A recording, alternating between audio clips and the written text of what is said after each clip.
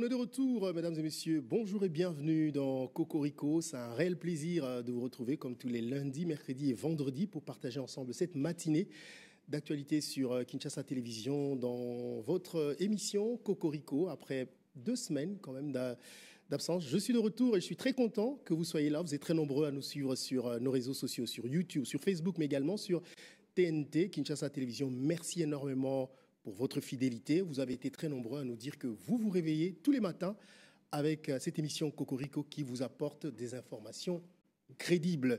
Raison pour laquelle aujourd'hui encore beaucoup d'informations dont voici les principaux titres. La presse, pilier de nos sociétés, est aujourd'hui plus que jamais questionnée.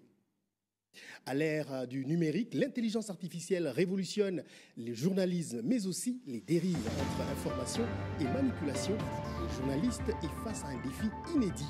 En RDC, ces débats résonnent particulièrement fort à l'est de 3 décennies de guerre d'agression menée par la coalition AFC M23, soutenue par l'armée rwandaise, ont transformé l'information en arme. Voilà pourquoi, à l'occasion de la 32e journée mondiale de la liberté de la presse, le thème choisi frappe fort. Le journaliste congolais face au défi de l'intelligence artificielle, information et désinformation en temps de guerre d'agression rwandaise. Ce matin, Cocorico reçoit une figure majeure de la presse congolaise, ancien correspondant de plusieurs radios internationales, Monsieur Kamanda Muzembe, président de l'Union nationale de la presse du Congo, sera notre invité. Restez donc avec nous, ce sera un échange essentiel au cœur des enjeux de notre temps. Donc restez branchés pour ne rien manquer de cet entretien que nous allons vous proposer tout à l'heure dans cette émission.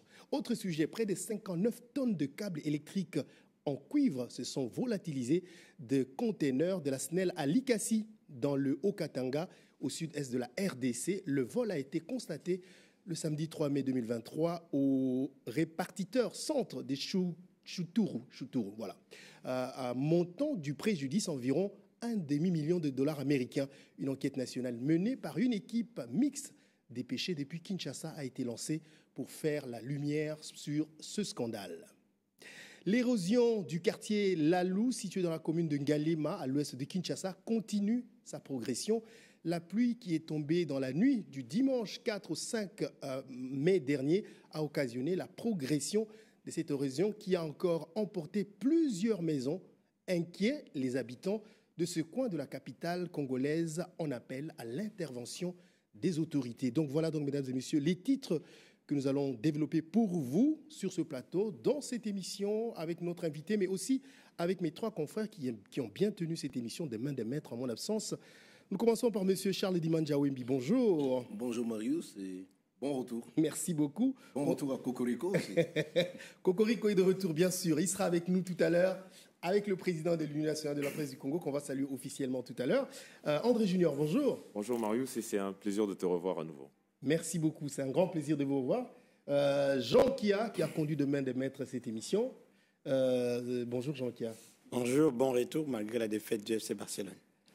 Bon, tu sais, moi j'ai dit, à part le léopard, je supporte pas. Bon, Barcelone, ceux qui supportent Barcelone et Real de Madrid, je pense. Un autre choc pour dimanche, mais Est-ce que c'est un vrai choc tel que je le ressens pour les léopards? Ouais, c'est un vrai choc. Hier, c'était très dur, un coup très dur à encaisser, surtout que c'était des buts qui sont intervenus à la dernière minute. Ouais. Et Barça semblait pourtant récupérer la situation, mais au finish, c'est la terre du Saint-Père qui a remporté cette rencontre. Très bien. Alors, on revient maintenant sur terre, à Kinshasa, sur ce plateau, avec le président de l'Union nationale de la presse du Congo, M. Kamanda Wakamanda Muzembe, qui m'a dit tout à l'heure, Marius, ne m'appelle pas Baudouin Kamanda Wakamanda, c'est Kamanda Wakamanda. Monsieur le Président, bonjour. Bonjour. Merci beaucoup. C'est un réel plaisir de vous avoir sur notre plateau. Moi aussi, c'est un réel plaisir de participer à une émission de la nouvelle télévision Kinshasa. En tout cas, c'est un grand honneur pour beaucoup d'entre nous. Nous avons grandi avec votre voix à la radio, sur Radio France Internationale particulièrement. Non, d'abord il faut dire quand même que j'ai été à la Voix du Zaïre avec Charles Dimanja. On a travaillé à la Voix du Zaïre. On a même fait une une équipe avec notre APARD, avec la part de l'Association pour un audiovisuel démocratique. Donc c'était un peu de l'opposition, comme le considéraient les autres, mais pour nous, ce n'était pas de l'opposition. Un peu de l'opposition journalistique. Donc c'était Oui. vous, votre club. Et c'est une révolution. Des journalistes de la RTNC à l'époque. De la Voix du Zaïre. À la nuance et les détails. Oui, oui. Des journalistes de la Voix du Zaïre qui se sont dit on ne veut pas la manière à laquelle les choses se passent. Alors nous, on veut faire les choses telles qu'elles doivent se faire. C'était en ce moment-là le seul audiovisuel viable. Et nous, à l'intérieur, les gens de la radio comme de la télé, nous avons créé la PARD avec Charles Dimanja, avec Kasongomé Mayamba, le défunt Kasongomé Mayamba, qui était d'ailleurs notre mentor. Oui, notre mentor. Et il a même perdu son poste à la présidence de la République où il était accrédité à cause de cela. Alors aujourd'hui, vous êtes président de l'Union nationale de la presse du Congo.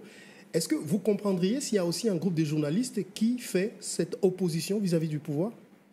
S'il y a un autre groupe de journalistes qui fait opposition, qui n'est pas d'accord avec la manière dont le gouvernement gère les médias et qu'il constitue cette opposition des journalistes, est-ce que vous les soutiendrez? Non, il faut quand même dire que nous n'étions pas opposés au pouvoir. Non, nous étions opposés à la manière dont la direction de la Voix du Zaïre gérait les informations.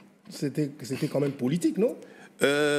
Oui, mais il fallait le faire de manière assez subtile. Ah, donc on peut le faire de manière subtile, oui. Nous aussi, si on n'est pas d'accord. Si on n'est pas... Oui. Ouais, ok. Merci, Président, ça nous rassure. En tout cas, Président, merci beaucoup d'être notre invité aujourd'hui. Vous allez peut-être tout à l'heure répondre aux questions de mes confrères, mais notre grand sujet d'aujourd'hui, si on vous a reçu, c'est pour parler de la presse en République démocratique du Congo, mais particulièrement de la 32e édition de la Journée internationale ou mondiale de la liberté de la presse, qui a eu lieu au Fleuve Congo Hotel le samedi, en présence... Le lundi. Le lundi, pardon, en présence du président de la République. Je viens d'atterrir, hein, président, désolé pour... je viens d'atterrir. Donc, c'était en présence du président de la République. Vous avez pris la parole... C'était sous le haut patronage du président de la République.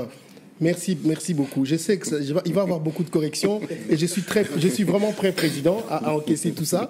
Mais la presse, sous le haut patronage, comme vous dites, du président de la République, c'est pas un peu contradictoire, ça? Contradictoire en quoi? Parce que... C'est le pouvoir en place. Oui, c'est quand le pouvoir patronne la presse, la politique, ça veut dire que la presse est un peu... Le pouvoir s'est engagé à accompagner la presse dans sa lutte pour la liberté. Donc, nous ne sommes pas assujettis au pouvoir. Le pouvoir qui est partenaire, ça il faut le reconnaître, le gouvernement est partenaire de l'Union nationale de la presse du Congo. Comme dans tous les pays, je ne sais pas s'il y a un pouvoir qui n'est pas partenaire d'une organisation de la presse. Est-ce que ça n'aurait pas été, Président, l'inverse? C'est la presse qui organise et qui invite le pouvoir?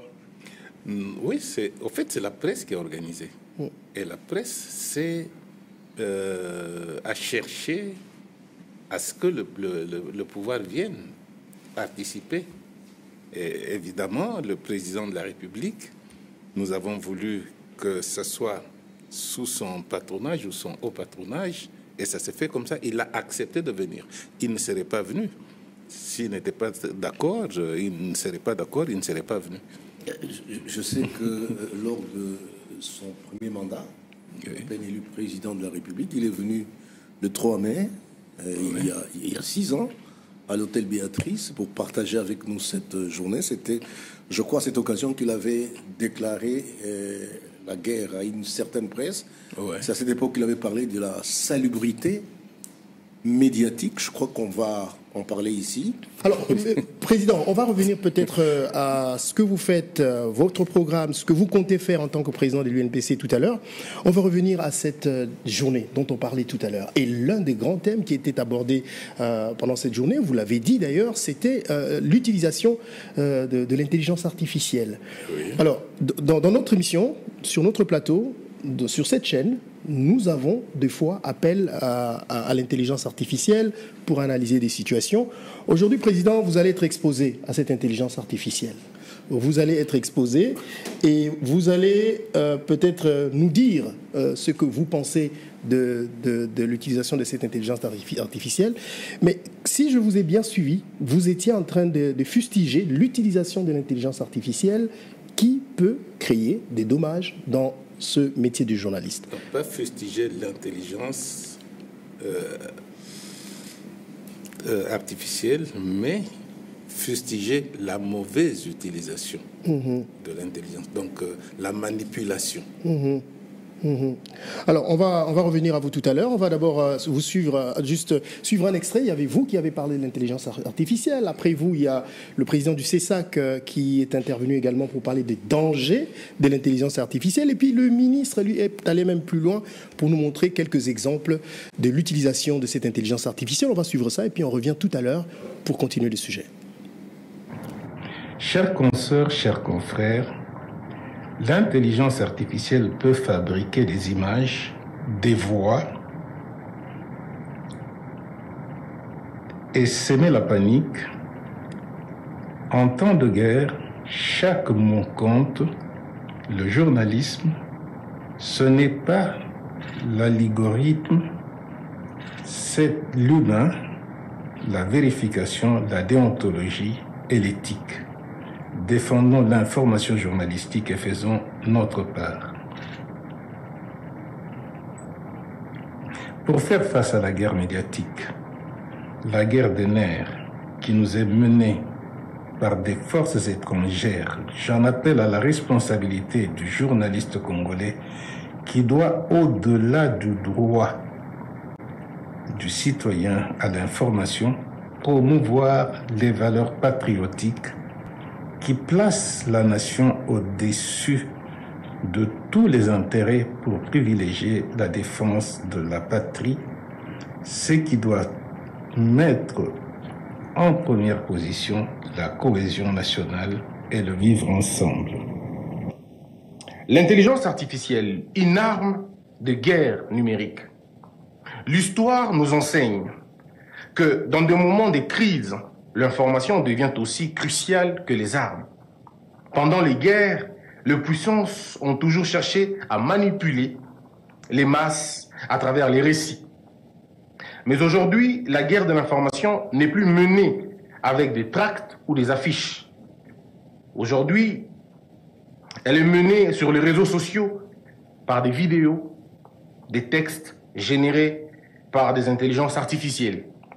En quelques secondes, l'IA peut produire des contenus totalement fabriqués, des discours politiques qu'un leader n'a jamais prononcés, des réunions et des accords qui n'ont jamais existé, des audios pourtant truqués, mais qui défient la réalité sans commune mesure, des scènes de violence montées de toutes pièces, des images et des vidéos manipulées pour s'aimer le doute et la confusion. Des outils comme les deepfakes, les bots, diffusent des récits falsifiés à une vitesse inédite. Ces contenus n'ont pas besoin de validation journalistique. Ils frappent les esprits et modèlent l'opinion, tout simplement. Le rôle du journaliste devient donc crucial. Il ne s'agit pas seulement de rapporter des faits, mais de lutter contre l'illusion de la vérité. La désinformation devient donc un vecteur de déstabilisation. Mais la grande question, la responsabilité versus liberté, où tracer la ligne? Je voudrais, en accord avec la technique, solliciter 2 de vos minutes pour regarder ce que peut faire l'intelligence artificielle. Perfect. Thank you. Mr. My apologies. I should have turned to you. I was looking. That was No worries. Thank you. Mr. Secretary of State, Honorable Senator Marco Rubio, His Excellency Mr. Olivier Nduhungirehe, Minister of Foreign Affairs of the Republic of Rwanda, Excellencies, distinguished guests, ladies and gentlemen, today marks not an end but a beginning, a necessary step towards peace taken with resolve and purpose. Merci. Secrétaire d'État, honorable sénateur Marco Rubio, Son Excellence Olivier Nduhungirehe, ministre des Affaires étrangères de la République du Rwanda, Excellences, distingués invités, mesdames et messieurs, aujourd'hui ne marque pas une fin, mais un début, une étape nécessaire vers la paix. Pris avec détermination, ce moment revêt un poids particulier pour la République démocratique du Congo. À Goma, à Bukavu et au-delà, la réalité du déplacement, de l'insécurité et des difficultés persiste. Pour nous, c'est la clarté et la fermeté du président de la République qui a permis d'exposer toutes les œuvres du Rwanda et de ses supplétifs et qui a suffisamment exposé le Rwanda pour payer des sanctions. Les communautés internationales reconnaissent les agissements du Rwanda. Cela a été fait de manière claire et sans embâche et les conséquences ont été tirées. Pas seulement cette question de l'intégrité territoriale, mais c'est cette question de la souveraineté sur nos ressources parce que c'est aussi l'une des raisons de la guerre qui nous est faite et c'est sur quoi il travaille.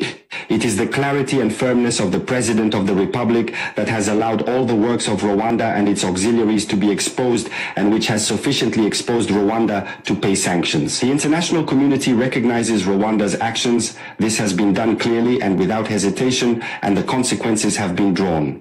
Not only this question of territorial integrity, but it is this question of sovereignty over our resources, because it is also one of the reasons for the war that is being waged against us. And that's what he's working on to achieve. Voilà, c'est un exemple clair de comment on applique l'intelligence artificielle. Sur la première vidéo, la ministre d'État, ministre des Affaires étrangères, s'exprime effectivement en anglais. Mais la deuxième vidéo en français, je ne sais pas si vous avez bien entendu, vous avez l'impression que c'est elle-même qui parle encore en français. Mais ça, c'est une vidéo montée. C'est de l'intelligence artificielle.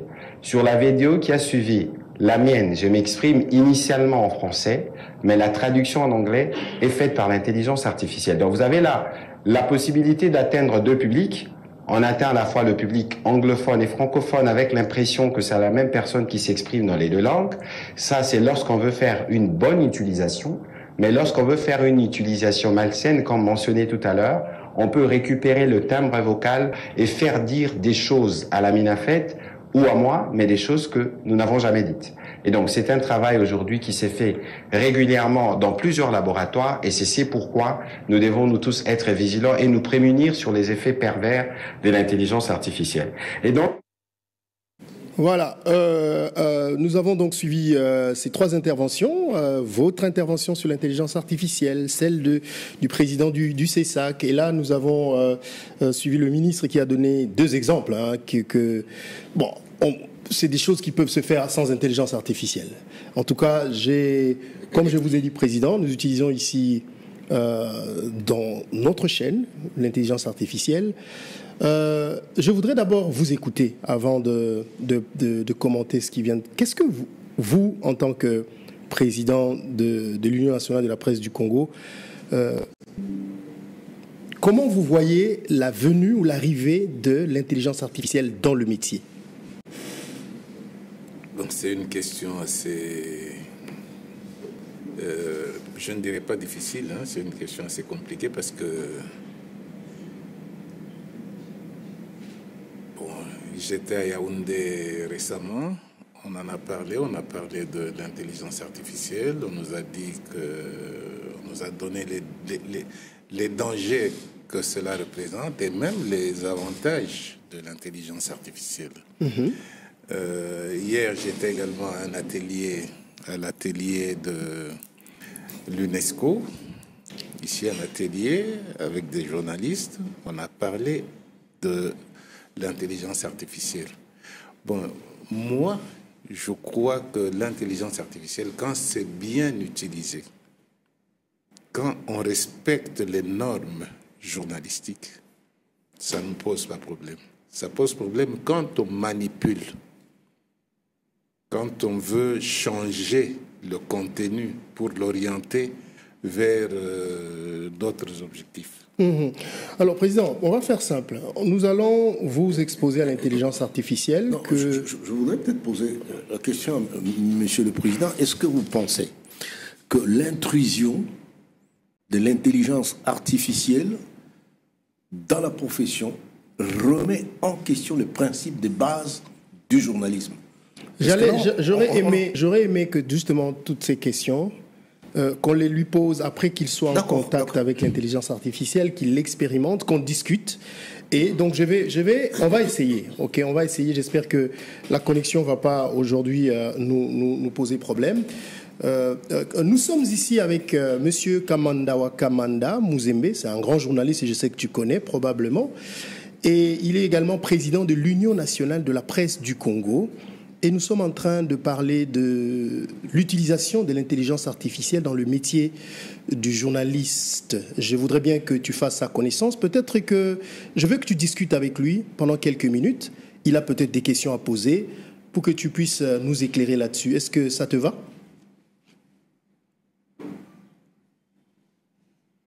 Ah, mais bien sûr. C'est un honneur de pouvoir échanger quelques mots avec Monsieur Kamandawa Kamanda Muzembe. Monsieur, je sais que vous portez une immense expérience sur vos épaules, non seulement comme journaliste, mais aussi comme défenseur de la profession au Congo. Vous avez sans doute des réflexions très pointues sur ce que l'intelligence artificielle apporte ou menace dans notre métier. Je suis tout ouïe. Quelles questions aimeriez-vous explorer ensemble? J'aimerais savoir si...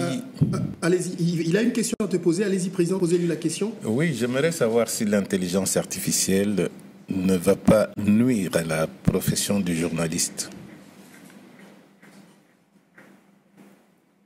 C'est une question cruciale, Monsieur Kamanda. D'un côté, l'intelligence artificielle peut vraiment aider le journaliste en automatisant certaines tâches lourdes comme la transcription, la vérification de faits ou l'analyse de grandes bases de données. Mais de l'autre côté, il y a un vrai risque, celui que les rédactions cherchent à remplacer des journalistes humains par des machines pour réduire les coûts au détriment de la qualité, de l'éthique et surtout de l'humanité du récit.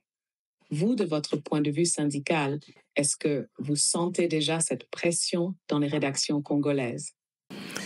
Oui, mais il faut dire que nous sentons cette pression. Pour nous, c'est un danger effectivement pour l'humain, donc le journaliste en tant qu'homme, et danger également pour la profession elle-même. Oui, je vous comprends parfaitement. Ce double danger, à la fois pour l'humain et pour la qualité professionnelle, touche un point très sensible. L'intelligence artificielle ne connaît pas le terrain, ne sent pas les nuances culturelles, ne perçoit pas les sous-entendus politiques comme un journaliste enraciné dans sa société. Elle peut produire du contenu, mais elle ne sait pas vraiment raconter l'histoire. Je voudrais d'abord que tu nous dises, parce qu'il est président de l'Union nationale de la presse du Congo, est-ce que tu peux nous parler de l'importance ou pas de l'intelligence artificielle dans le contexte du journaliste ou du journalisme en RDC? Bien sûr, Marius. Dans le contexte congolais, l'intelligence artificielle pourrait jouer un rôle intéressant, surtout pour compenser certains défis structurels. Le manque de ressources, l'accès limité à l'information numérique ou encore les difficultés de vérification rapide des faits dans un paysage médiatique parfois saturé de rumeurs. Mais il faut dire que l'IA ne remplace pas le journaliste congolais.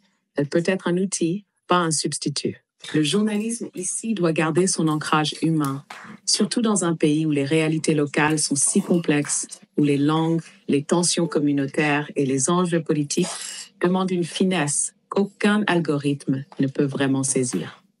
Vous voulez que je vous donne un exemple concret d'application qui pourrait être utile?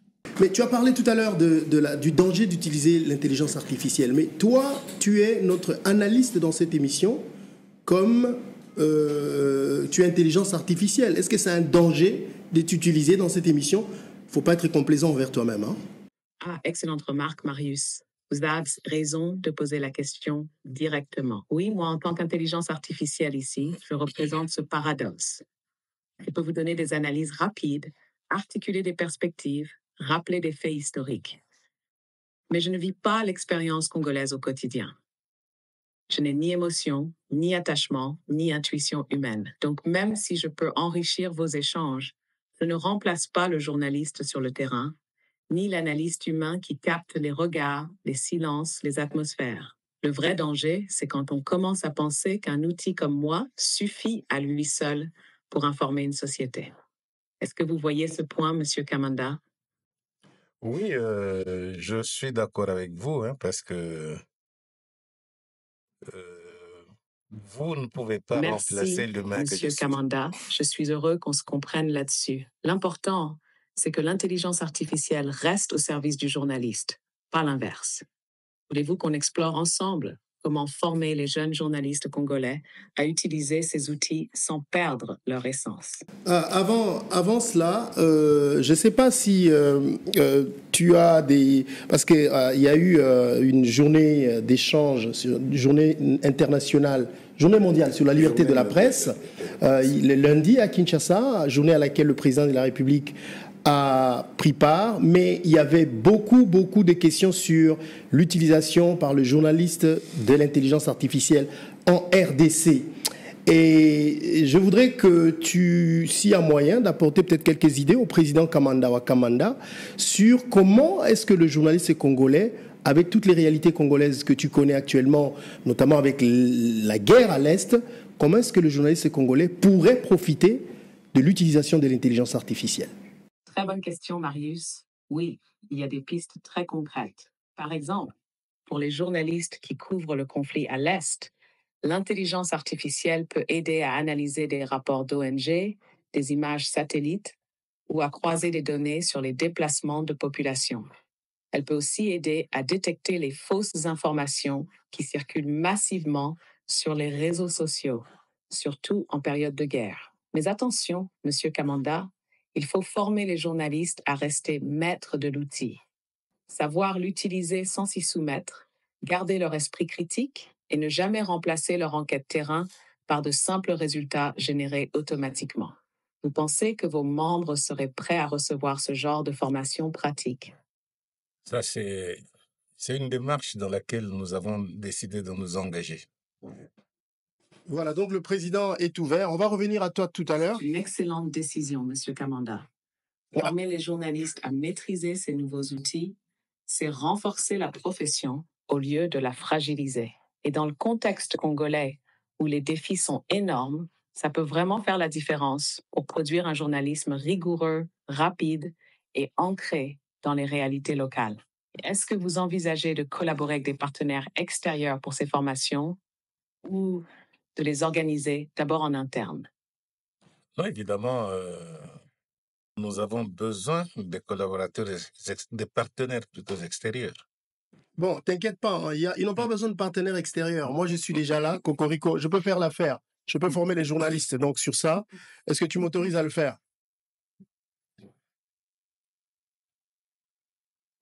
Il va être chômage. Ah, Marius, tu me fais sourire. Bien sûr, je suis prêt à contribuer. Si l'Union nationale de la presse du Congo souhaite, je peux fournir des modules de formation, des explications pratiques, même des simulations d'usage de l'intelligence artificielle adaptées au contexte congolais. Évidemment, je reste un outil. C'est vous et vos équipes qui porterez le sens et l'adaptation locale. Monsieur Kamanda, est-ce que vous seriez intéressé à qu'on construise ensemble un petit programme pilote pour démarrer? Oui. On en parlera, ok? Monsieur Kamanda est mon invité, il ne faut pas le déranger avec beaucoup de questions, Cocorico.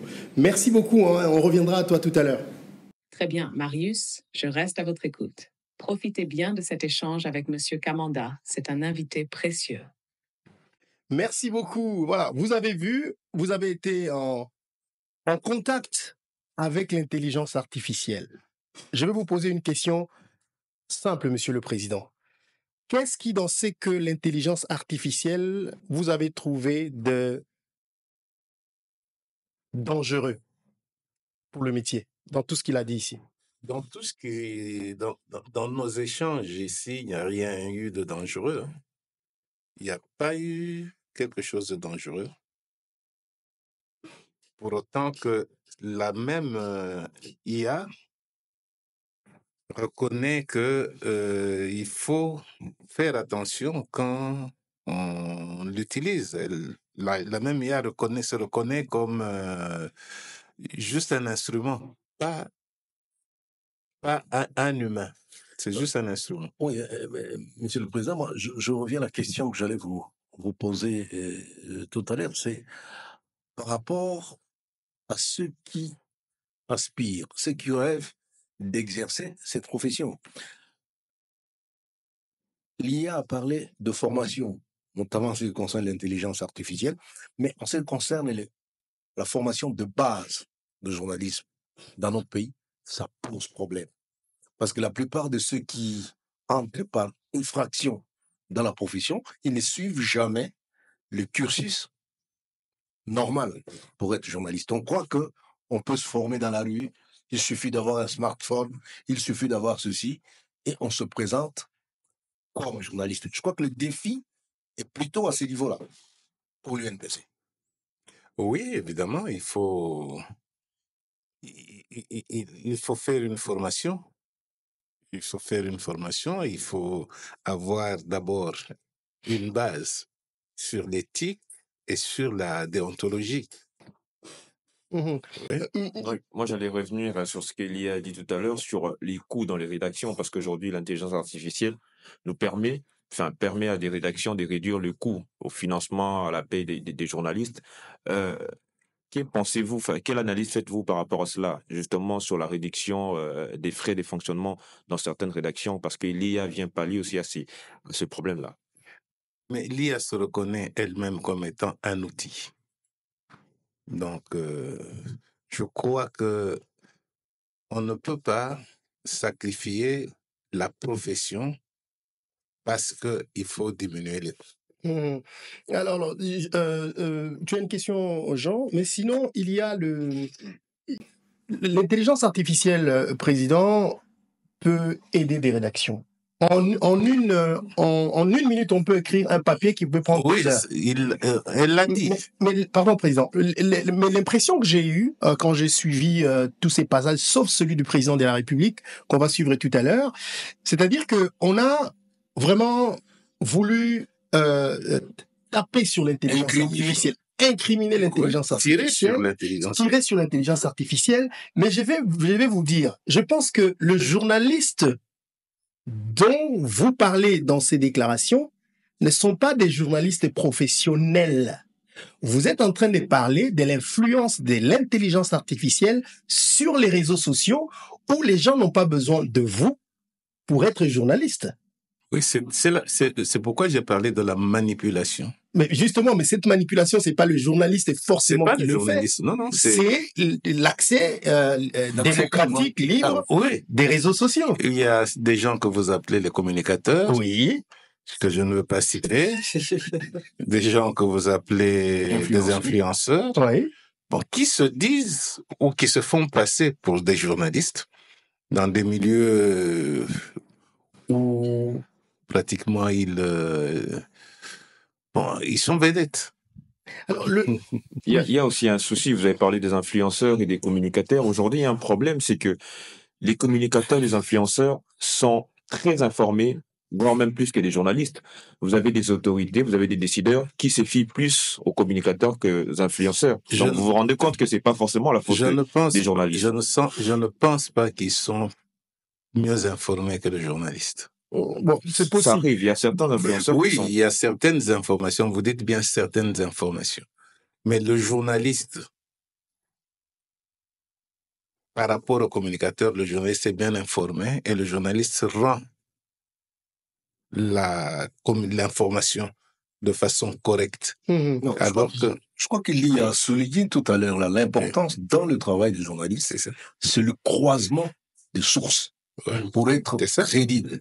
Or, le communicateur, généralement, il ne se sacrifie pas à cette exigence. Lui, son problème, c'est quoi? On lui a dit, il rapporte. On lui a dit, il rapporte. Il ne cherche pas à vérifier. Mais nous avons vu que l'IA, en cette matière-là, est critique. Il vous dit, il faut croiser les sources.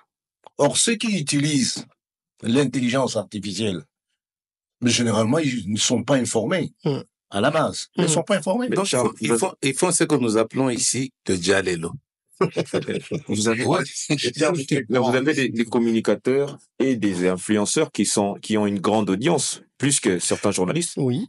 Plus que beaucoup. Vous avez un compte, une page sur Facebook qui est très suivie, plus que celui de la chaîne, par exemple. Donc, c'est pour vous dire qu'il y a des autorités qui peuvent voir des influenceurs et des communicateurs pour relayer des informations qu'aller voir des journalistes qui sont pas très suivis, par exemple. Oui, c'est peut-être vrai, mais moi-même, j'ai un compte X, donc Twitter. Ouais. Mais je vois que je suis très suivi parce que il y a des choses que je fais en réfléchissant, en respectant les normes du travail de journaliste, mais c'est un compte Twitter qui est mon compte personnel. Je peux le faire ce que je veux. Oui. Et c'est là que vous trouvez l'intervention du journaliste dans la vérification, dans une sorte de croisement de chemin sur la vérification et la contre-vérification de certaines informations générées par l'intelligence artificielle? Je crois que c'est cela. Alors, Président, il y a on l'a entendu, hein, quand j'ai vu le ministre donner, moi j'attendais quand j'ai vu le ministre donner des exemples, parce qu'il parlait des dangers de l'intelligence artificielle, j'espère que Scotty, est-ce que nous avons encore l'édito sur l'intelligence artificielle sur nos machines? Si on a ça, fais-moi signe, peut-être qu'on peut présenter ça officiellement au Président. Je m'attendais que le ministre nous présente quelque chose qui nous montre le danger de l'utilisation de l'intelligence artificielle. Le ministre a montré une traduction. Bon, peut-être ça a été fait. Elle a été faite par l'intelligence artificielle. La traduction n'est pas forcément faite par l'intelligence artificielle. Mais l'intelligence artificielle, comme l'a dit Cocorico tout à l'heure, doit être gérée. On peut l'utiliser dans plusieurs domaines. Et dans notre domaine du journalisme, Monsieur le Président, c'est un outil qui peut nous rendre énormément de services. Mais énormément de services. Et quand j'entends ce qui s'est dit l'autre jour, je ne connais pas, à moins que je me trompe, en RDC, un média vidéo, à part Kinshasa Télévision, qui utilise de façon ouverte l'intelligence artificielle. Par contre, ce qui se passe, c'est les utilisateurs des réseaux sociaux qui ne sont pas forcément journalistes, ils peuvent être envoyés par le Rwanda ou ainsi de suite, qui sont derrière ces manipulations de l'intelligence artificielle. Et c'est à vous que vous vous adressez, ou vous vous adressez aux journalistes congolais qui, dans la plupart des cas, ne savent même pas utiliser l'intelligence artificielle. Bon, c'est là où je donne raison à mon confrère Dimanja, parce que ce qui se passe dans le cas de la RDC, c'est souvent, on se fie à ce que, surtout à ce qui se passe dans la partie est de la République. Toutes les informations qui viennent de la partie est de la République, ce sont des informations pratiquement, enfin pour la plupart, manipulées et destinées à décourager nos forces. Alors que de ce côté, on n'avait pas cette pratique-là. Même quand on dit que nous faisons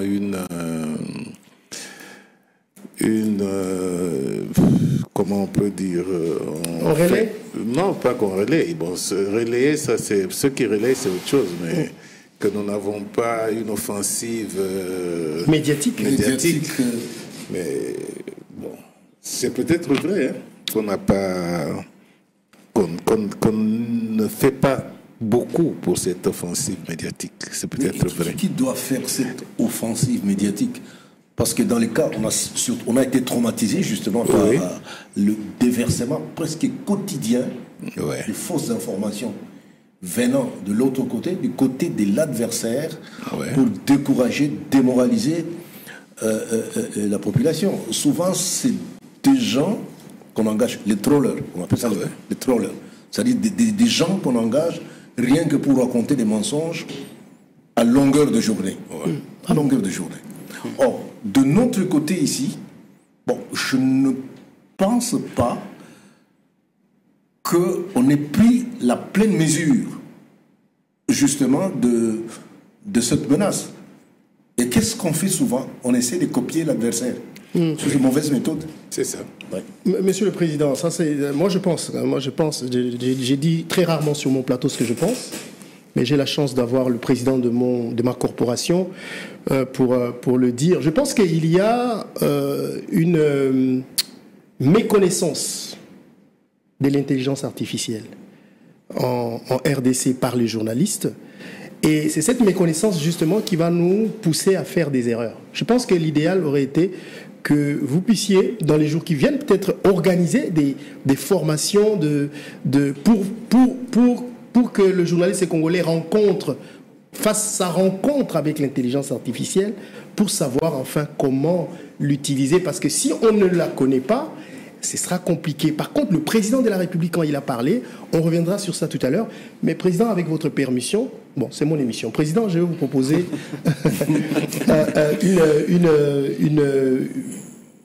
on a fait une séquence de ce que l'intelligence artificielle peut faire. C'est un édito que j'avais réalisé pour tirer une sonnette d'alarme et pour dire aux politiciens, en fait, que l'intelligence artificielle est là. Nous devons vivre avec. Scotty, si tu es prêt, si on peut entendre ici, on regarde, président.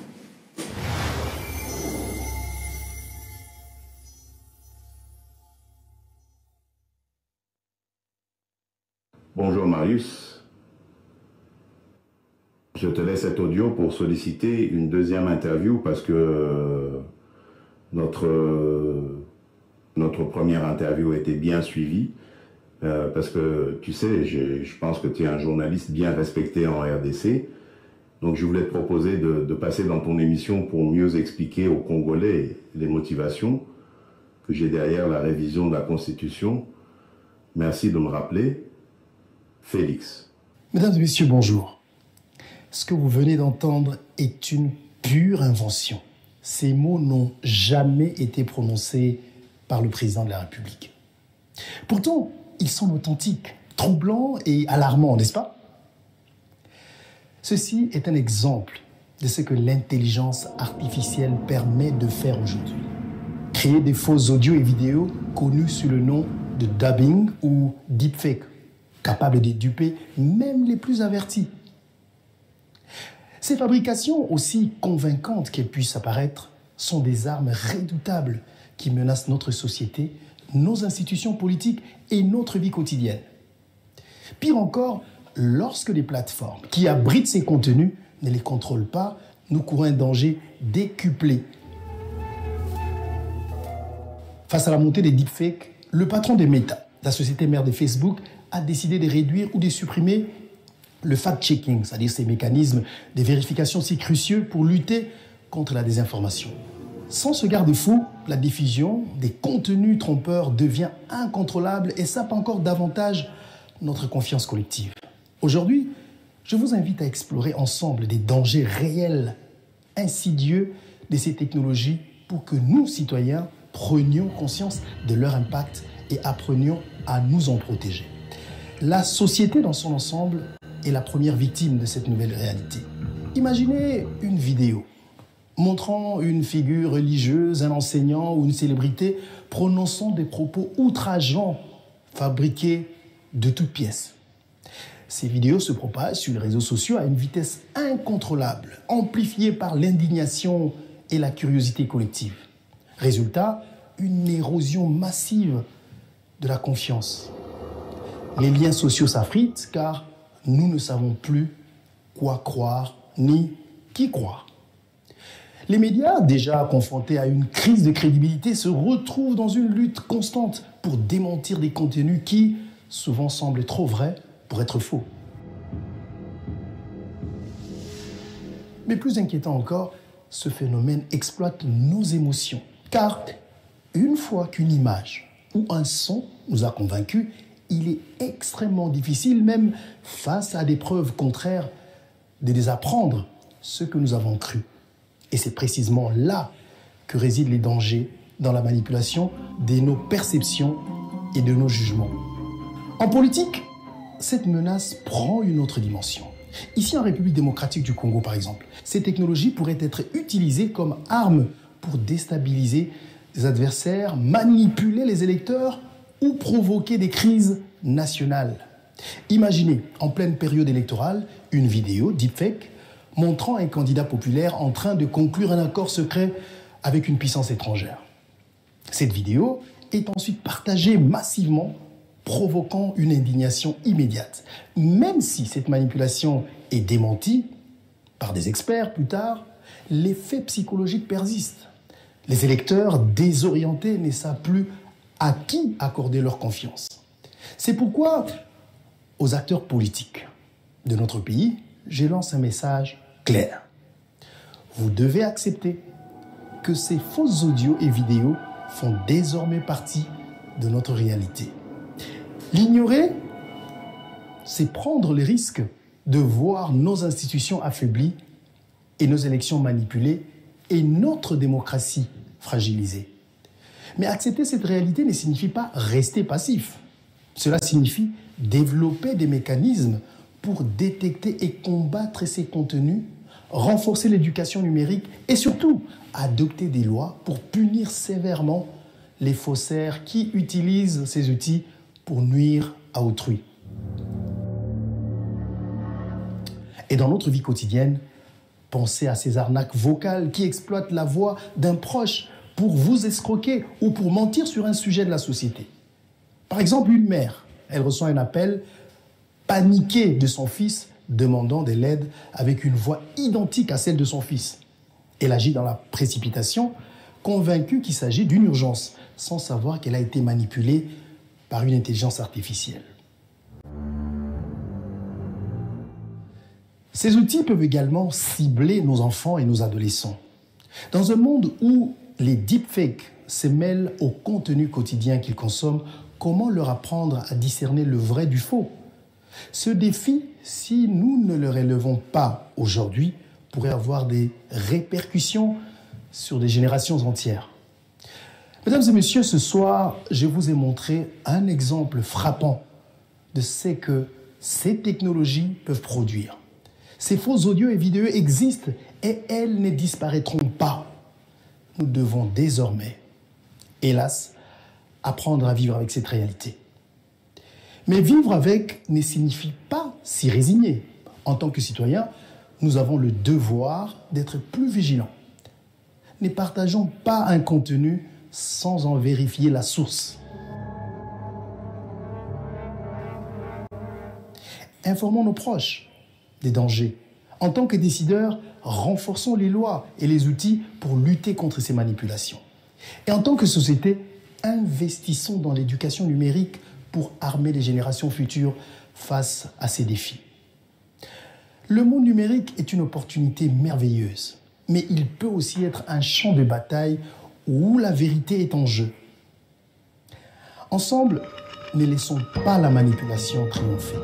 Je m'appelle Marius Mounga et je vous remercie pour votre attention. Au revoir. Mais je n'ai pas dit au revoir, je suis encore là. Avec le président, vous avez suivi cet édito. Je ne sais pas si vous avez juste un point de vue.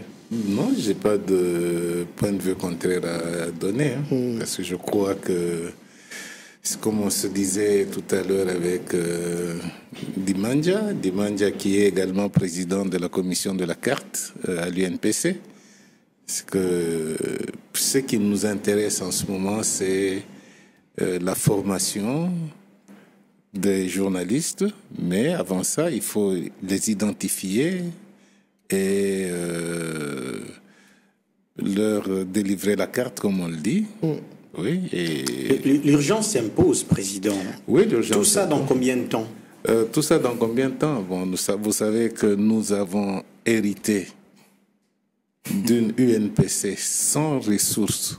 Mais comment on ça? avait trouvé que $12, je n'ai pas peur de le dire, $12 dans la caisse. Et ceux qui nous ont précédés, lorsqu'on leur pose la question, ils ont reçu l'argent, ils ont organisé le congrès, pas avec nous, nous sommes arrivés, et ils nous disent qu'ils n'avaient pas été obligés de laisser de l'argent pour ceux qui allaient venir. Oh, c'est grave ça. Mais... Et ça, c'est Chabani qui me le dit comme ça.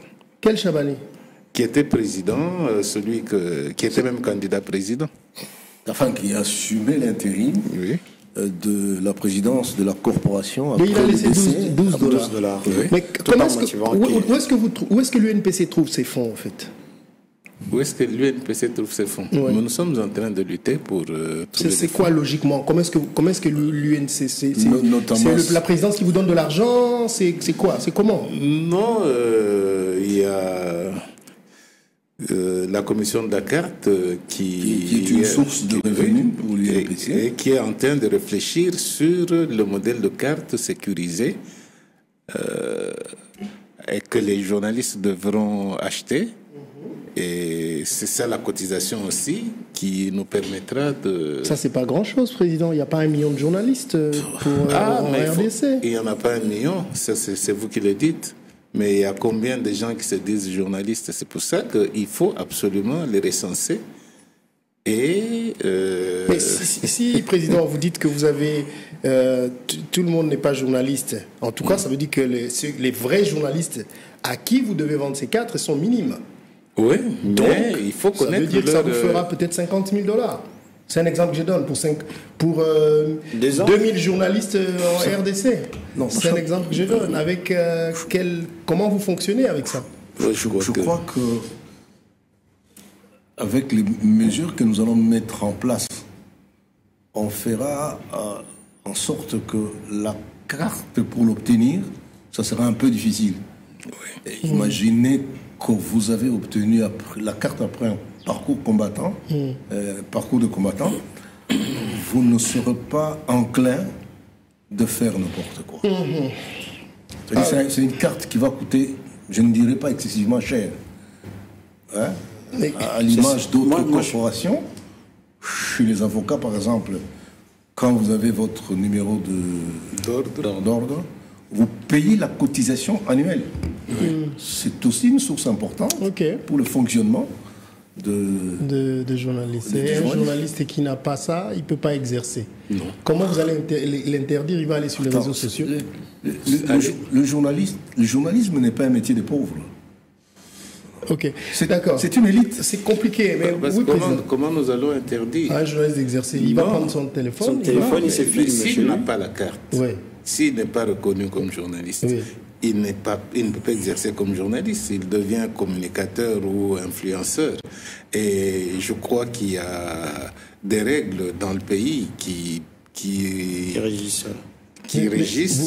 Vous savez, Président, que ceux qui, des fois, bousculent l'arène politique en RDC, je pense que vous ne leur donneriez pas le titre de journaliste. On ne leur donne pas ce titre. Voilà, mais c'est eux qui sont suivis et c'est eux qui font la loi. Mais la loi, si elle est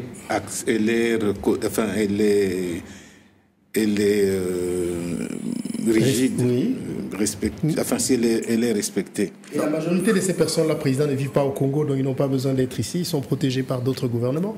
Non, mais ils ne vivent pas ici, ils sont protégés. Mais ils influencent le Congo d'une façon.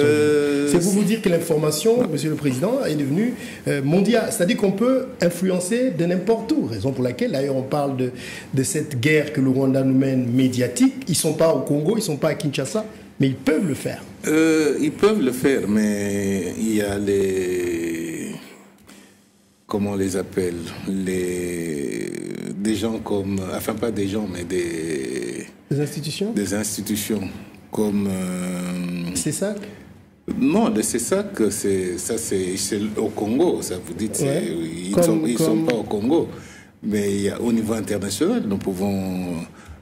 voir Facebook, on peut contacter Facebook. Des plateformes numériques, il faut signaler peut-être des contenus. Oui, on peut vous le prenez comme étant de réplique? Bien sûr. Bon, en tout cas, moi, je vous souhaite bonne chance pour ça, parce que c'est beaucoup de temps, d'efforts, de moyens et tout ça. Moi, parce que ce qui se fait dans ce pays, on ne peut pas le faire au Congo-Brazzaville. Non, je connais des opposants du Congo-Brazzaville qui émettent à partir de l'extérieur. Oui, qui le font. Mais qui le font, mais pas avec l'intensité. On ne peut pas, Président, je suis désolé, mais on ne peut pas comparer des pays comme ça. Moi, j'ai une question à vous poser à vous, Marius. Moi, c'est moi qui pose des questions. Oui, justement, mais l'intelligence artificielle, c'est votre dada. C'est un peu votre truc, vous la maîtrisez un peu mieux. Oui. Est-ce que vous aurez voulu être là, vous, le lundi, pour justement parler de l'intelligence artificielle? En tout cas, moi jusque-là, on va peut-être en parler tout à l'heure avec le président, je suis en train de chercher des cadres pour discuter, pour qu'on discute. Parce que comme j'ai dit tout à l'heure, le journaliste congolais doit aller à la rencontre, à la connaissance de l'intelligence artificielle, ce qui n'est pas encore fait. Pour lui, l'intelligence artificielle, c'est quelque chose qui est en train de venir, qui est... Enfin, je parle de la majorité, je ne dis pas tout le monde, qui est en train d'arriver, mais l'intelligence artificielle est là. Vous avez votre compte Facebook. J'ai mon compte Facebook, vous avez le vôtre. Si je vous demande maintenant d'aller sur notre compte Facebook, sur Facebook tous ensemble, ce que vous allez voir n'est pas ce que vous allez voir, n'est pas ce que vous allez voir, n'est pas ce que moi je vais voir. Ça veut dire que chacun voit des choses par rapport aux intérêts. C'est-à-dire que si moi je suis intéressé à suivre la musique congolaise, le contenu que je vais commencer à recevoir dans mon fil d'actualité, ça va être la musique congolaise. Ça, c'est l'intelligence artificielle. L'intelligence artificielle, c'est des algorithmes qui suivent, qui regardent, qui suivent vos habitudes quotidiennes et qui vous donnent du contenu, je parle du cas de Facebook et de YouTube et les autres, par rapport à ce que vous avez l'habitude de regarder. Ce qui se passe sur TikTok, ainsi de suite, c'est l'intelligence. Donc, ça dit que c'est énorme. Mais moi, je ne vais pas trop aller là, parce que... Mais on se limite dans ce métier de journalisme. Oui, il y a un grand danger d'utiliser l'intelligence artificielle, président. Vous avez raison. Mais il y a plus de bien que de mal à l'utiliser. Vous attendez qu'on vous intéresse si, pour répondre à votre question... Par patriotisme... Non, pour répondre à la question, j'aurais adoré d'abord être là comme journaliste, parce que j'ai vu des journalistes qui étaient là. Écoutez, c'était en direct, j'ai suivi. Mais oui, pourquoi pas. Et après cela, il y a eu des panels. Et dans ces panels, on a parlé justement de l'intelligence artificielle. Ouais. Dans ces panels, il y a eu des gens qui ont pratiquement la même position, qui ont eu la même position que vous. Oui. Le professeur Kodjo, par exemple. Et hier, j'ai pu rencontrer un autre professeur, le professeur Boutaka, Bob, qui avait la même position que vous, c'est-à-dire qu'il n'y a pas trop de danger pour l'intelligence artificielle lorsque les gens sont formés et les gens respectent l'éthique et la déontologie.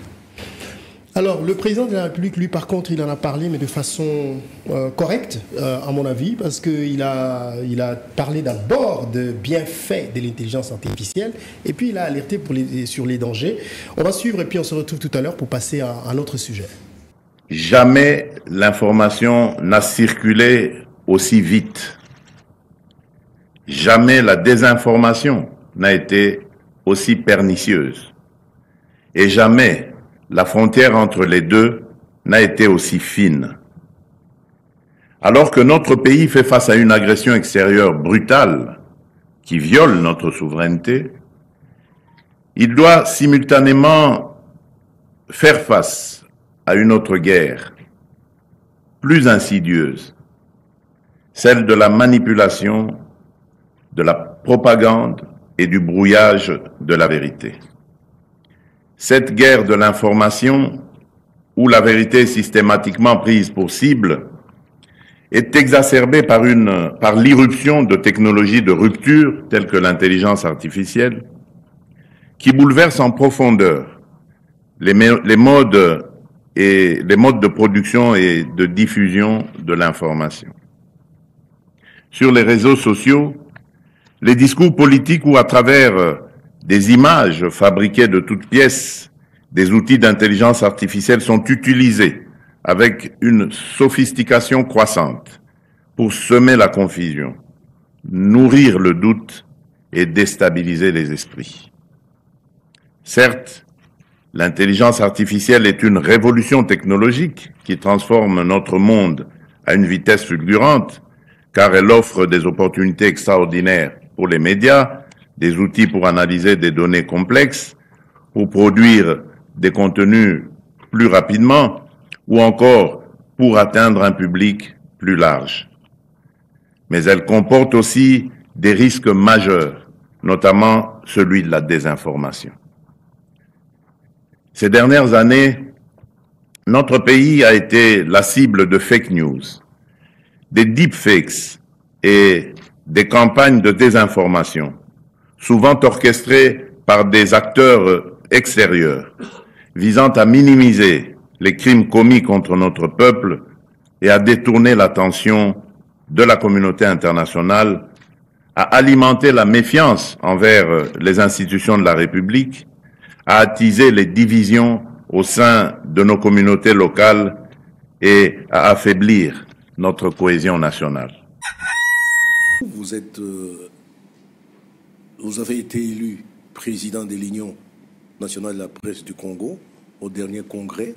Et quelles sont les missions, justement, que vous vous êtes assignées pour matérialiser cette vision qui voudrait que, on assainisse les milieux de la presse dans notre pays?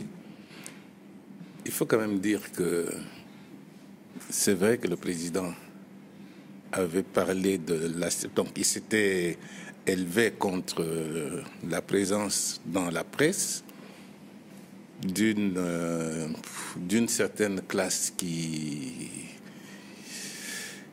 n'honorait pas les journalistes.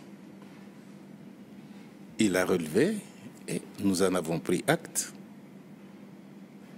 Le congrès, le dernier congrès qui a pris fin le 20 septembre de l'année dernière, a pris acte et nous, dans notre programme, nous avons fait de cette préoccupation du président ou de cette préoccupation du pouvoir une vraie préoccupation, parce que nous avons constaté que il disait vrai, ce n'était pas faux. La presse est inféodée, la presse est infiltrée par des gens qui n'auraient pas dû être journalistes. Vous avez des communicateurs, des influenceurs qui se disent journalistes alors que le journalisme a ses bases. Il y a l'éthique et la déontologie. Mais vous avez des gens qui, au lieu d'être pompistes quelque part, ils deviennent journalistes par la volonté du grand frère qui a créé une télévision, ou une radio, ou un journal. Président, aujourd'hui, on n'essaie pas de reconnaître qui est journaliste et qui ne l'est pas. Aujourd'hui, comme vous avez dit tout à l'heure, le secteur du journalisme de notre pays est très infiltré. Qu'est-ce que vous faites à votre niveau pour trouver des solutions face à ces problèmes? Mais tout ça, c'est dans le programme que nous avions présenté au Congrès. La première chose, il faut recenser les journalistes. Et ça, c'est le travail qui se fait en ce moment. Il y a la commission de la carte. Parce que le journaliste, on le recense, on sait qui est journaliste, qui ne l'est pas. Il doit avoir une carte, et c'est la carte qui définira, enfin qui donnera la qualité à tout celui qui veut intégrer la presse d'être journaliste. Cela n'empêche pas des décideurs d'aller sur leur plateau, par exemple. Les décideurs d'aller sur leur plateau, de ceux dont vous dites qu'ils se comportent comme des moutons noirs dans le métier. Mais non, parce que nous devons aussi voir les entreprises de presse. Nous devons aussi avoir un regard sur les entreprises de presse. Vous créez une radio, une télévision, un journal, oui, mais est-ce que vous remplissez les conditions? Il y a des conditions que la loi a mises en place. Donc, vous devez avoir un numéro de registre de commerce, vous devez aussi assurer vos travailleurs, donc vos employés et leurs familles, leurs dépendants, quoi. Vous devez les assurer pour la sécurité sociale. Aujourd'hui, on sait qui sont derrière ces chaînes. Ce sont les politiques, ce sont ceux qui dirigent. Est-ce que vous aurez ce courage-là de dire non ou de fermer ces chaînes-là? Parce qu'on sait qui sont derrière ces grandes chaînes-là. Ce sont nos autorités, ce sont nos ministres. Est-ce que vous aurez le courage de fermer ces chaînes-là, par exemple? Ce n'est pas nous qui fermons, mais nous désapprouvons et nous insistons pour que ces chaînes-là cessent d'émettre. C'est là la question intervient. Vous n'interférez pas dans le prérogative du CESAC, par exemple, ou du gouvernement? Non, malheureusement, on n'intervient pas dans le processus, enfin dans le travail du CESAC ou dans le travail du gouvernement, mais le CESAC, qui est le régulateur, nous sommes l'autorégulateur et nous devons nous concerter. Le CESAC ne peut pas s'exprimer comme ça là. Vous l'avez dit lors de votre discours le lundi. Cette bonne collaboration entre vous, l'organe d'autorégulation et l'organe de régulation des CESAC, mais aussi avec le ministère de la communication et communication et médias. Le terme, je reste d'abord dans la forme, le terme salubrité médiatique, est-ce que ça vous arrange, vous, en tant que président de l'UNPC? Salubrité médiatique. Le terme, oui, ça me... Parler de salubrité médiatique, ce n'est pas faux. Nous sommes encore nous sommes juste au début du processus. Moi, ça ne me gêne pas. Alors, donc ça veut dire que la presse est insalubre. C'est pour ça qu'il faut faire de la salubrité dans la même média. Question, mais une proposition. Est-ce que quand vous allez remettre les cartes des presses à des journalistes, pourquoi n'allez-vous pas dans des ministères, par exemple, pour dire à ce que tout journaliste qui voudrait prendre part à une conférence de presse ou à un point de presse d'un ministre ou d'un directeur général d'une entreprise publique soit muni de sa carte de presse, par exemple. Sans cela, il n'aura pas accès. Je crois que ça sera fait comme ça, mais le président de la commission de la carte, je ne veux pas dévoiler toutes les batailles. Alors moi, je pense, président, que oui, c'est une idée. Hein. Pourquoi pas? Parce qu'il faut qu'il y ait de l'ordre partout. Je ne veux pas dévoiler. Mais il faut que ce ministre-là ne soit pas quelqu'un qui veut... Parce que le ministre, lui, il veut que son message passe. Que tu sois journaliste officiel. Oui, mais ou que tu sois TBT, pourvu qu'on voit son image à la libéralisation du métier. Le problème, c'est que ce sont les mêmes ministres qui se plaignent du contenu qui est offert aujourd'hui par la presse. C'est les mêmes qui se plaignent. C'est les mêmes qui demandent qu'on assainisse le milieu. TMT n'existe plus, hein, c'est mouton noir. Mouton noir. Voilà, on évolue même avec les termes. Très bien. Alors donc on va parce que TMT, en fait, les TMT ne faisaient pas ce dont nous nous plaignons. Les TMT, c'était des gens qui étaient dans toutes les réceptions des ambassades, qui étaient dans toutes les cérémonies, qui réclamaient un peu d'argent pour le retour, qui passaient leur temps à boire et à manger. Alors qu'aujourd'hui, c'est pratiquement de l'arnaque qui se fait. Mais c'est de l'arnaque, président. Je vais à une manifestation justement pour parler de l'intelligence artificielle. À la sortie, je vois un groupe de journalistes et moi je me suis dit, wow, je suis si important, mais ils étaient une vingtaine.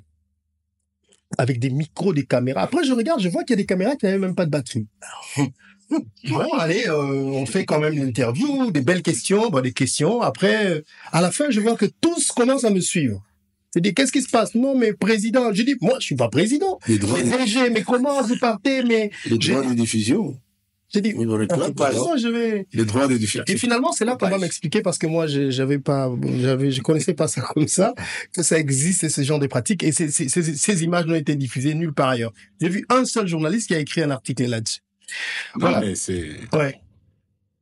c'est ça l'image de la presse que nous voulons changer. Ça va changer, président.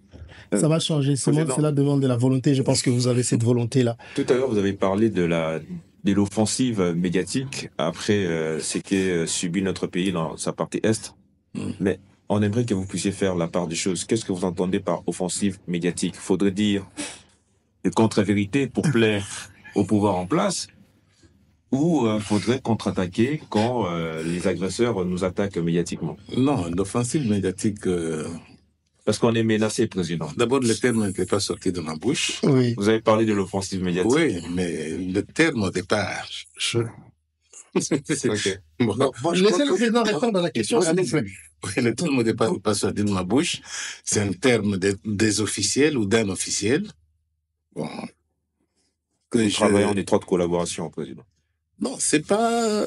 Je ne parle pas d'avoir des droits de collaboration, quoi, non, mais c'est le terme d'un officiel. Pour moi, je crois que c'est un rétablissement de la vérité sur le faux que raconte l'agresseur. L'agresseur nous déverse du faux et nous devons rétablir la vérité. Et cela ne nous empêche pas de dire, par exemple, quand Goma est tombé, ça ne pouvait pas nous empêcher de dire que Goma est tombé. On a reçu des menaces, Président. Oui, mais celui qui a fait des menaces, c'est pas la corporation qui a fait des menaces. Vous êtes là pour nous protéger, Président. Bien sûr. Quelle est votre réaction par rapport à cela? Notre réaction. Mais si nous n'avons pas appuyé la menace, ça veut dire que... Kennedy Mo, vous ne réagissez pas. Non, c'est pas Kennedy Mo. Vous ne réagissez pas. Vous nous laissez à notre propre sort. Non, je crois qu'il y a eu un tollé dans la profession. Alors, parce qu'on ne peut pas combattre un mensonge. On ne peut pas. Alors, cher Aîné d'Image, je vous rappelle que vous êtes du côté du journaliste. Je sais que votre ami est sur le plateau et du coup, vous voulez le protéger. Pas seulement que son ami est sur le plateau. Oui. Non. Mais il a la corporation. Il est de la corporation, mais en tant que journaliste, il a le droit de rétablir la vérité. Voilà. Alors, on va peut-être marquer une pause, Scotty. Est-ce que ça marche maintenant? Sinon, on peut passer à autre chose. Alors, on va partir à Likasi, où il y a eu plus de 59 tonnes de câbles électriques en cuivre qui se sont volatilisés. 59 tonnes. C'est la ville où je suis né. Ah, vous connaissez la ville? Oui, je suis né à Panda, à Likasi. Ouais. Comment se fait-il que 59 tonnes de câbles en cuivre raffiné? Et c'est un trafic qui est vieux à Kolwezi et souvent le produit de vol est vendu aux expatriés. Wow. Alors, on va suivre ce reportage de nos confrères de l'ACP et puis on se retrouve tout à l'heure pour la suite. À Likasi, l'affaire fait grand bruit. Dans cette ville minière stratégique, l'incompréhension et l'indignation dominent. Les habitants réclament des explications et des sanctions exemplaires. Ce problème nous fait rappeler aussi le problème du courant électrique. Ça veut dire que si des gens volent déjà les câbles, ce sont les mêmes personnes qui volent les câbles qui sont sur nos poteaux. Ça veut dire que on ne comprend pas, nous en tant que population, qu'on ait parmi nous des gens qui sont aussi inconscients pour voler les câbles qui donnent l'électricité à leur maison, qui donnent l'électricité aux hôpitaux, qui donnent l'électricité dans nos boucheries, dans les dépôts alimentaires, parce que la communauté ne peut pas vivre sans ces dépôts-là.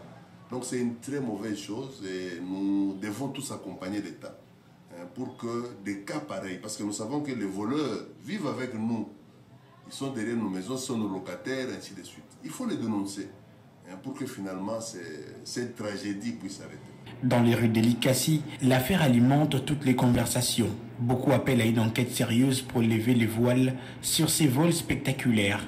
Nous, en tant que population, nous sommes sérieusement déçus de ces comportements parce que voler 59 tonnes de câbles et de cuivre, c'est vraiment une somme tellement colossale et plusieurs familles sont en train de passer nuit dans le noir pendant qu'il y a des tonnes qui sont quelque part érigées et il y a des paisibles citoyens qui ont besoin, n'est-ce pas, de vivre en paix dans leur pays avec de l'électricité Mais lorsque nous constatons ce qui vient de se passer, sincèrement, même en tant que serviteur de Dieu, ça, on peut qualifier ça d'un péché. C'est vraiment un grand péché. Et nous, en tant que population, nous attendons voir la justice faire son travail. Au-delà du choc, l'affaire soulève des questions plus larges. Comment un tel vol a-t-il pu avoir lieu malgré les contrôles routiers et les services de sécurité présents sur le terrain? À nos gouvernants. Et quand il y a de telles pertes telles que nous l'apprenons à la SNEL, au moins pour la première fois, il faut qu'ils puissent nous démontrer que nous sommes dans un pays de droit. Dans un pays de droit, ça signifie quoi? Quand il y a des vols comme ça, les services spécialisés, on leur dote des moyens conséquents pour venir à bout de ces malfrats. Et dans l'entretemps, nous demandons que ce problème ne se limite pas au niveau local, parce que c'est très grave. Tel que nous avons appris, ils vont voler les grandes quantités. Comment ces câbles sont sortis? Et à travers nos routes aussi, partout là, il y a des barrières. Il y a même des services spécialisés. Au moins, nous demandons pour la première fois que ces enquêtes aboutissent. L'enquête progresse. Plusieurs suspects ont été déjà arrêtés et placés en détention préventive. La police, le renseignement militaire et l'Agence nationale des renseignements ANR travaillent main dans la main pour démanteler ces réseaux criminels. Dans cette région où l'économie repose largement sur les ressources minières, les infrastructures électriques sont régulièrement prises pour cible. Reste à savoir si cette opération marquera un tournant dans la lutte contre les vols qui fragilisent encore un peu plus les tissus économiques locaux. Voilà, donc c'était Ali Kassi. C'était un vol d'une valeur d'environ un demi-million de dollars. Vous avez dit que ce n'est pas la première fois qu'il y a ce genre de vol. C'est courant. Hein. Souvent, dans tout l'ex-Katanga, enfin, voilà. Du côté Katanga Sud, oui. C'est très courant, hein, parce que à partir de Kolwezi, en descendant jusqu'à Lubumbashi, c'est un vol très courant. Il y a même le vol des cornets des pylônes. Des pylônes, des huiles, oui. De transformateurs. Des huiles de transformateurs. Oui, pour vendre aux mamans qui préparent les beignets. Vous êtes né là, président, mais est-ce que c'est un système qui s'est installé, impossible de le démanteler? Bon, moi, je suis né là, mais je suis à Kinshasa depuis 1971. Donc, 1971, je veux dire. Donc, je ne sais pas si le système... comment le système s'est installé, ça, je ne sais pas le dire. Mais ce qui est vrai, c'est que c'est ça. M. Charles a réalisé plusieurs reportages. Oui, il est retourné là-bas. Il a même géré une télévision. Vous êtes de là-bas, vous? Non. Je suis né à Lubumbashi. Ok. Donc, je fais 4 ans. 4 ans à Lubumbashi, dans une petite chaîne de télévision. Et souvent, on était confronté à ce genre de pratiques. De cas, oui. Ouais. Le vol de câbles de la SNEL. Il y a même... Si vous vous rappelez, à l'époque, Semidiaï, à la Voix du Zaïre, à l'époque, Semidiaï faisait des reportages pour la SNEL, sur le vol des câbles, des cornets, des huiles. Mais comment est-ce possible? Comment est-ce que les gens ils peuvent arriver à voler quelque chose de public? Après, ce sont les mêmes personnes qui vont se plaindre qu'on n'a pas d'électricité, il y a un problème. C'est un problème d'éducation civique. Je ne sais pas, mais il y a d'autres qui pensent que ces genres de pratiques sont facilitées par les gens de l'interne. Je ne sais pas si vous partagez ces mêmes avis. Par les gens Par la sécurité même. La sécurité, des agents, des journaliers. C'est toute une filière. Vous pensez que ce n'est pas des individus tout seuls qui peuvent faire... commettre ce genre de... Oui, parce que quand il prend, il vend chez qui? Il vend chez qui? Alors, autre situation, on revient à Kinshasa pour parler des érosions. L'érosion du quartier Lalou qui est situé dans la commune de Ngaliema. On en a d'ailleurs déjà parlé dans cette émission, mais il semble que depuis les dernières pluies, cette érosion est en train de beaucoup avancer. Et là encore, nos confrères de la CP étaient là pour nous. On va suivre dans cet élément rendu par André Junior Moumaka. Et puis on se retrouve tout à l'heure. C'est une scène inquiétante qui se joue en ce moment au quartier Lalou, dans la commune de Ngaliema, à l'ouest de Kinshasa, capitale de la RDC. Victime d'une impressionnante érosion, le quartier voit ses routes, ses maisons et ses activités engloutis les uns après les autres. Les pluies diluviennes qui se sont récemment abattues sur la capitale n'ont fait qu'aggraver la situation. Difficile désormais pour les habitants de vaquer librement à leurs occupations. Ce qui se passe ici, c'est que nous avons un problème d'érosion, comme vous le voyez. À cause de fortes pluies qu'il y a eu, des pluies qui ont enfoncé l'érosion. Et tel que vous voyez, les gens qui sont en train de passer, parce qu'ils sont vraiment dans les désarrois, ils sont vraiment dans la souffrance, ils sont vraiment dans la misère. Parce que il y a 2 jours, ces lieux que vous voyez, il y avait des véhicules qui passaient parce qu'il y a des personnes qui avaient des voitures, qui avaient leur Jeep, qui rentraient à la maison. Au moment où je vous parle, toutes ces personnes qui sont véhiculées sont incapables de quitter chez eux. C'est-à-dire le peuple est vraiment dans les désarrois et un peu ce qui s'est passé.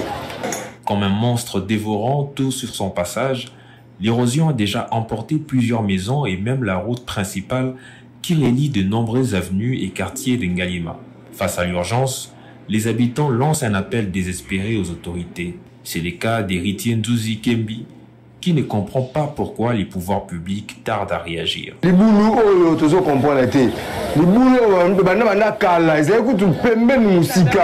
Mais tu comprends, tu comment bana no be on ba osali boulot ti le ba raté ba wela osala kotonga onzela mo ba kati kuna ba kotsi yango mais le ba considérer libulu oyo ba sala libulu ba canaliser mai po mai eleka na ninga bien apo ba wela makambu wana na ba weli mama kosa banzirana ça que bata libulu ta skola niveau ekomi baza posani ba famille belé avec kei pendant que belé kei pendant ba cher bat basomo wanda kuna bango ba pango ba cher et kei ce qu'on va pour ça ni un matin comme matina la lukuna likolo to ndengeni tout ça pour ça pendant que notre gouvernement attend makambo comme c'est pas normal. Doudou Massiala, mère de famille et vendeuse de pain, redoute-t-elle de voir son activité disparaître? Papa banda libulongo oto bande bandaka mukekuna ezaki muke bosalité lelo talande liboye comme stade Kamanyola siko biso ba mama ototeka mapa boulangerie sunara biso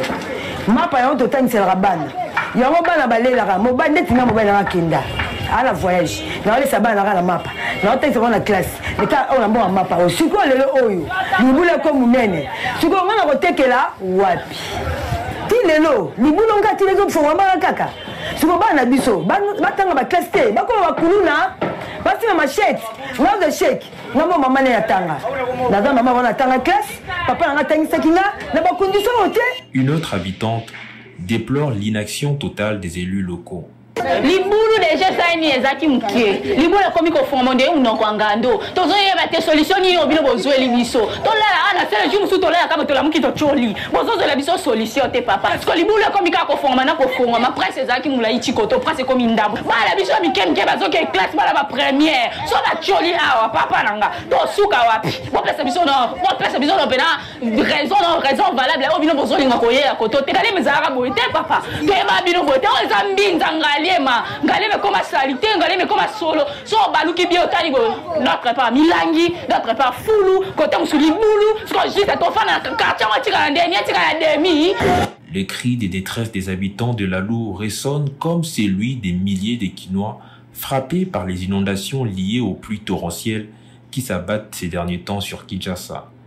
Des solutions urgentes sont attendues pour éviter les pires à cette population déjà durement éprouvée. Voilà, donc c'est une situation à Lalou, mais il n'y a pas que Lalou, il y a d'autres quartiers aussi depuis les dernières pluies qui connaissent ce genre d'inondation. Vous connaissez le quartier, Président? Le quartier Lalou, là. Le quartier Lalou, on connaît parce que C'est la route qui vient de la route Matadi. Oui, de la route Matadi au niveau du marché. Vers le marché d'Elvaux, le marché d'Elvaux. Oui, et oui, en qui face. descend vers le cimetière de Kitambo, mais je sais que le président Mobutu avait construit ou fait construire un centre cardiologique Maman Mobutu là-bas.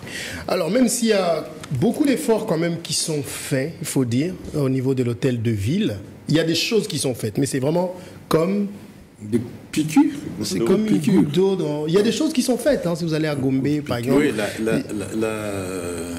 Dimanja me rappelait tout à l'heure que Lévy, l'ancien gouverneur de Kinshasa, avait perdu sa maison là-bas. Ah, je dirais pas que c'est une bonne chose, mais pendant qu'il était gouverneur oui, je crois. Ouais, c'était quand même quelqu'un de...